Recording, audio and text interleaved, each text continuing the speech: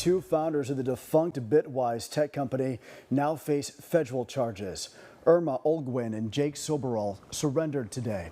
A federal complaint charges them with conspiring to commit wire fraud and taking more than $100 million from various businesses and individuals. CBS 47's Ben Morris breaks down what happened at today's court hearing.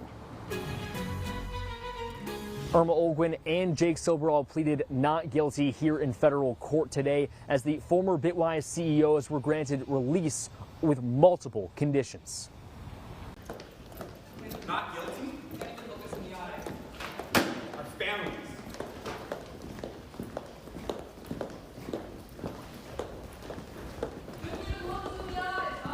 No sorry. Nothing.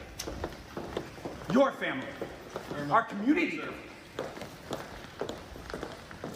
You knew each one of us loved our community, and he took us down. Jake Soberal and Irma Olguin walked out of the courtroom at the federal courthouse in downtown Fresno Thursday afternoon after a judge granted them release following a pair of not guilty pleas to federal charges of conspiring to commit wire fraud and stealing more than $100 million from businesses and individuals. The defendants, Olguin Jr.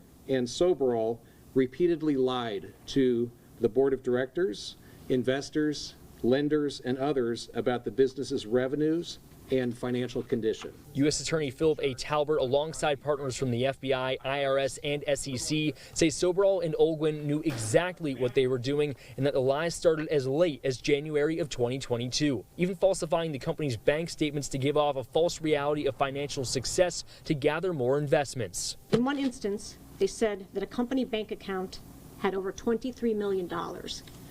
In reality, that account had just over $300,000. Officials today allege much of the money taken went to Bitwise's payroll and fringe benefits, including a $600,000 salary for both Soberal and Olguin, and that money went towards company offices in repaying debts to previous lenders. Bitwise Industries furloughed all of its roughly 900 employees on Memorial Day before later laying them off. Roughly 400 of those employees were in Fresno. There was a lot of promise there, but as we've seen, the promises were not backed up. And as for those conditions for the former Bitwise CEOs, they must surrender their passport or passports. Travel will be limited to certain parts of California and Oregon.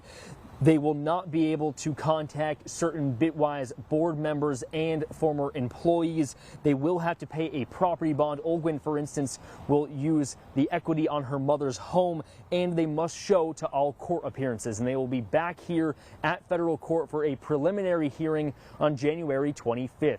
Reporting here in downtown Fresno, Ben Morris, CBS 47 Eyewitness News.